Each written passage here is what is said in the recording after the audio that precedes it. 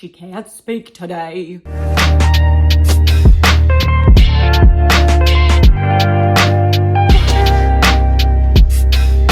T-minus how long do you think until my AC kicks on? Hi friends and welcome back. I wanted to do a January recap because I actually did a lot of reading in January. Not that that's surprising, but it's sort of surprising. Right now, my reading goal is 60 books. I did that doubling what I actually read last year, considering that I read 30 books in like Q4. Also Q4, that's so corporate girly of me.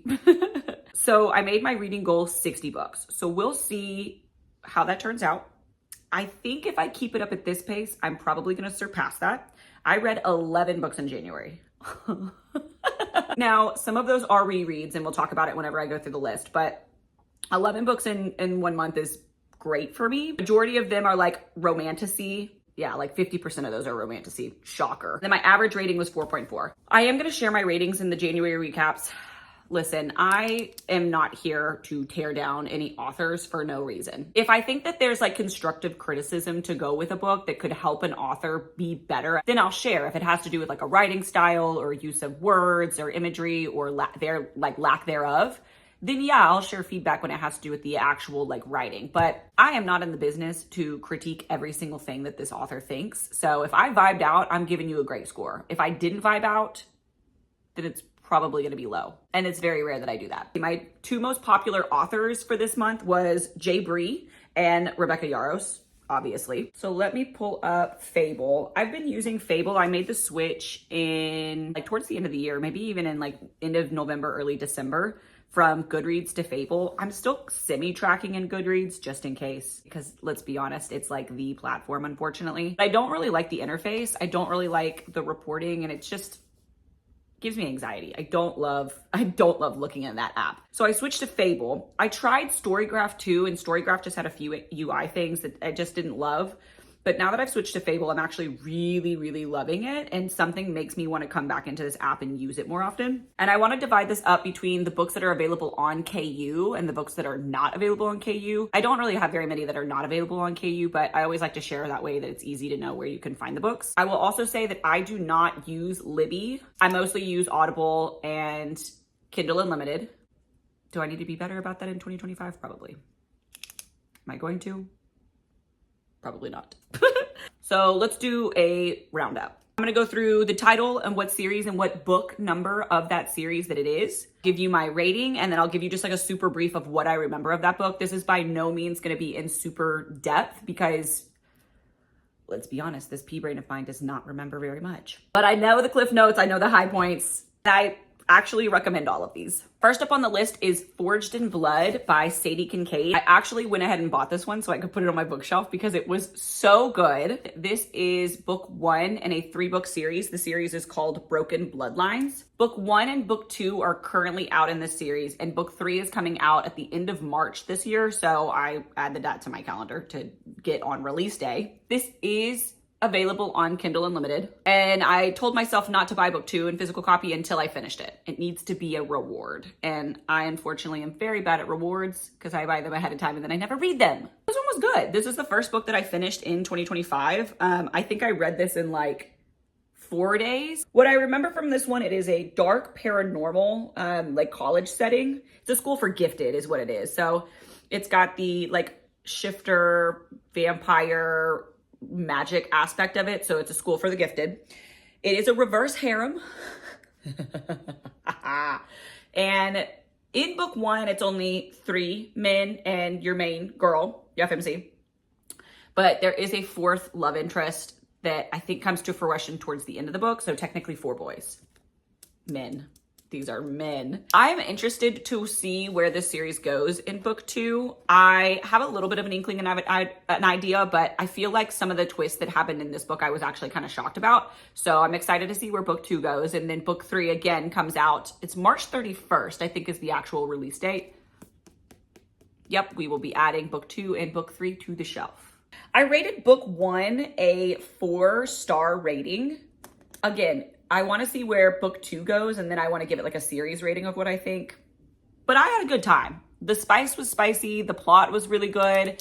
I think the FMC was a little bit whiny, but I think it's building in the plot. So again, I don't think it's super fair to give a judgment based off just book 1.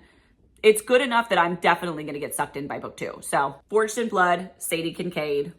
Yeah, recommend. It was a good time. Next up, I'm basically making my way through Penelope Douglas's publication. So this is Misconduct by Penelope Douglas. It is a standalone. It's not a part of a series. I think it's like 360 pages. Technically, this is a contemporary romance, which, you know, sometimes you just need to spice it up and throw it in there. If it's Penelope Douglas, I'm probably going to read it and have a great time in the middle of it. And then it's literally going to eviscerate from my brain and I won't remember anything to do at all whatsoever. It wasn't memorable, but it wasn't bad. Like I remember reading this and eating it up and thinking, oh yeah, for what I need for it right now, yeah, it's good. Am I going to put it on my shelf and forget absolutely anything to do with the book other than like maybe 1 or 2 points? Unfortunately. I rated this one a 2.75. Honestly, I'd probably just round up and give it a 3 because again, I had a great time reading it. It's hot. The spice is good. The setting is a teacher and a parent of her student. That is such a good dynamic. And technically they meet before she's the teacher. So they find themselves in a predicament and then they make their journey through that said predicament. It's hot, it's spicy, it's fine. There's nothing wrong with it. It's just not memorable. It's super basic, super standalone. So yeah, if you just need something easy in between like a massive series, I'd recommend. If somebody came over to my house and was like, ooh, what's that one? I'd probably say, yeah, read this one, take it. But if somebody asked me, hey, what's your recommendations? I'd probably forget about this one. Next up, actually, I bought the physical copy. I actually own the physical copy already. I let my sister borrow it. And when I was looking at my shelf, I have 2 and 3.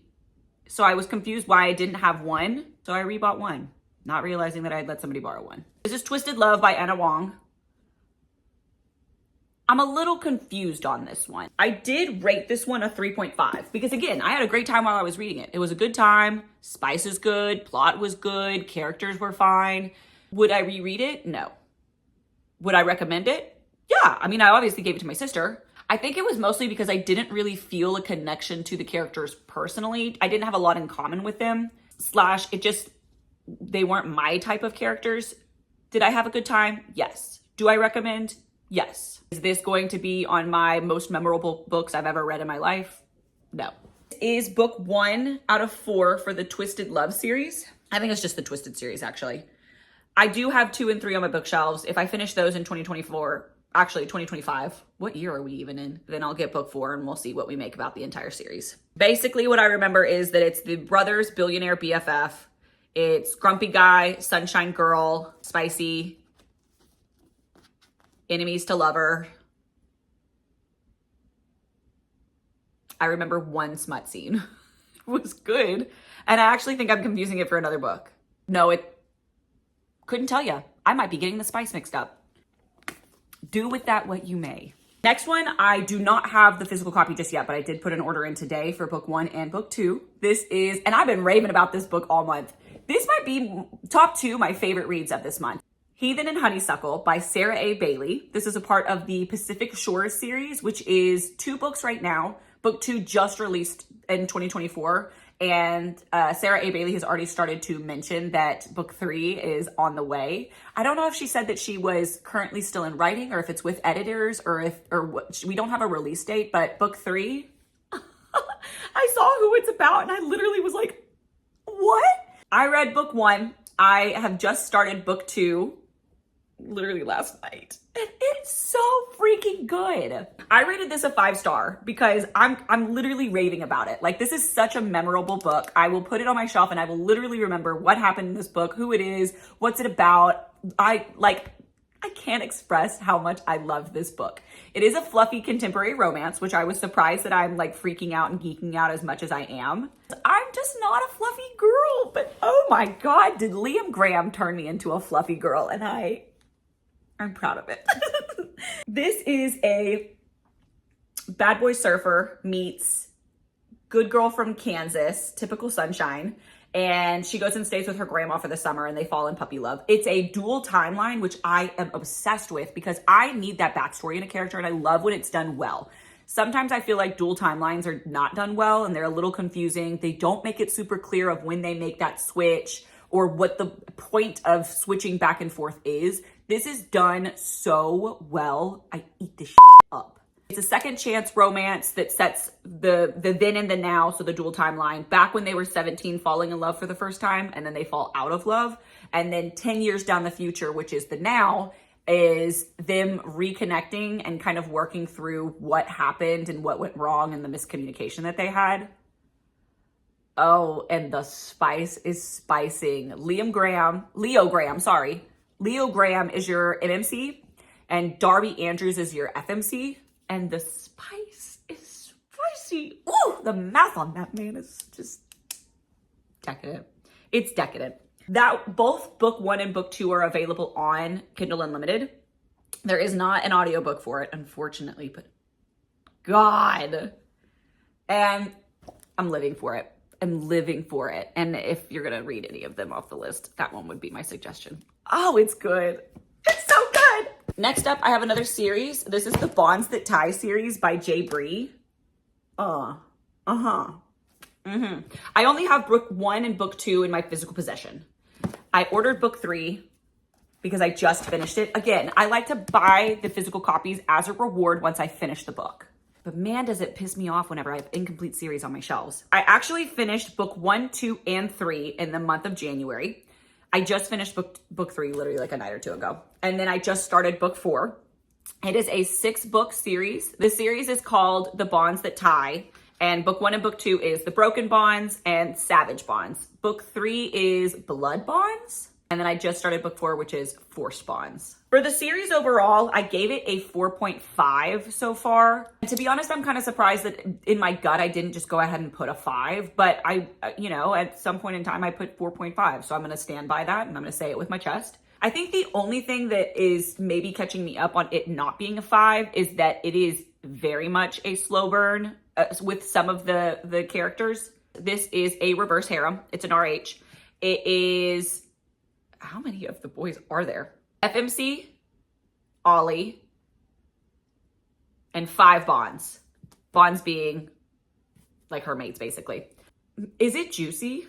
Is it sensual? Is it good? Is it decadent? Absolutely. I think the slow burn is slow burning so slow on a couple of the boys that's the only thing that's catching me up is like I am ready for them to have some like really tough personal conversations. I wish maybe that's what I had more, is a little bit more deep conversations. Right now there's a lot of action going on. It is the middle of the series, so maybe I should pump my brakes with that hot take. I guess I just wish I had a little bit more intimacy between the characters and a little bit more length. There is some intimate conversations and discussions and whatnot, but I think I'm missing like big, heavy, bulky, like emotional conversations and connections with the boys. And I'm sure that's probably going to come in the next books. There's one called Tragic Bonds, and I'm assuming Tragic Bonds will be just that. Tragic. Overall, love this series. It's definitely a really fun read, and I definitely would recommend. This is 100% one that if somebody came over to my house and said, what should I read? I would literally, here's the full series. Read it immediately. Also, the fact that I've read 3 of those books in 1 month. I mean, yeah, that says enough. That says enough. That says everything you need to know. Okay, this next one needs no introduction at all whatsoever. Fourth Wing. The Imperium series in general. So the Imperium series is by Rebecca Yarros. It is a 5-book series, I think is what she's contracted for. And book 1, 2, and 3 are all released at this point. Onyx Storm, which is the 3rd book in the series, just recently came out at the middle to end of January, so the 21st. In preparation for Onyx Storm to come out, I did read book 1 and book 2. Yeah, it's a reread, but yeah, I'm going to count them. I spent all my time reading them, so yeah, I'm going to count that in my lineup. This is a 5-star read for me. This entire series is a 5-star. It's one of my favorite series I've ever read. It's just so good and so captivating. The fantasy and the world building and the character plotting and development is just so incredibly done. I don't have any complaints on this series at all. I would never even suggest to Rebecca to change anything at all whatsoever. I think everything that she writes and everything that she does and all her plotting is masterful. So no, I'm never going to tell her what she needs to do. You do whatever you need to keep me locked into this series, Rebecca. I love you. Fourth Wing and Iron Flame both are available on Kindle Unlimited. Right now, Onyx Storm is not available on Kindle Unlimited, which is a little disappointing for me, to be honest. Mostly because I remember when Iron Flame came out, I was able to download it to Kindle Unlimited immediately. I did have to buy the ebook for Onyx Storm, which I bought the ebook, I bought the audio book, I bought the Target exclusive edition and the regular deluxe edition. So obviously I had no problem with buying them all, but it is a little frustrating, the fact that both of these were available on KU immediately and this one was not. It is a little frustrating. Which transitions us into those available through KU and those not available through KU. I only read 2 books this month that were not available on KU, and one of them being Onyx Storm. I do plan on rereading Onyx Storm, honestly, because I think I was in such a fever dream and emotional roller coaster of feelings and sleep deprivation that there's a lot of stuff that I don't remember what happened. I just remember that it emotionally affected me much harder than I was expecting. So Onyx Storm will probably be a reread next month in my February wrap-ups, to be honest. And then the very last one that I have that is a part of the January reads, which I technically didn't start and finish, I just finished, Kingdom of Ash by Sarah J. Maas. Truly incredible. An absolute masterpiece. I can't believe that this book exists and that this series exists. Like, I loved ACOTAR, don't get me wrong, but it leaves me speechless. I cannot talk whenever I think about this series. It is so masterfully written, beautiful. The Easter eggs and the plotting that she does in this series are immaculate. It's so incredible to me that this series should 100% be taught in like a collegiate level of classes of how to masterfully write fantasy. God, I'll never get over this book. I'm sitting here and I immediately feel a hole in my heart that this book immediately fills. Like, holding it does something for me. God, I gave this a 5-star. I give the entire series a 5-star. Again, I would never ever tell SJM how to write this book. Incredible. Incredible. If you don't know and you're watching this, this is a part of the Throne of Glass series. It is book 8 out of the series. Don't say anything. I let my mother-in-law borrow. And it's just a masterpiece. I truly have nothing to say other than great. You need to read this. Every person should experience Throne of Glass. And those are my 11 books that I read in January. What am I currently reading? Right now I'm currently reading book 2 in the Pacific Shore series. The second book is called Wicked and Wildflower. That's by Sarah A. Bailey.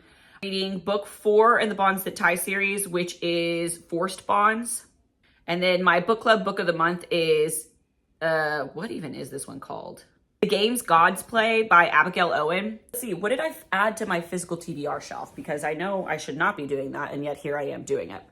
Adding to the physical TBR, I did buy Little Liar by Lee Rivers because look at that. Malachi Vise just genuinely trips me up in my words. This is the second book in the Web of Silence duet. Little Stranger is book 1. I can't wait to read this one, y'all. And then the other one I bought is The City of Gods and Monsters. This is by Kayla Edwards.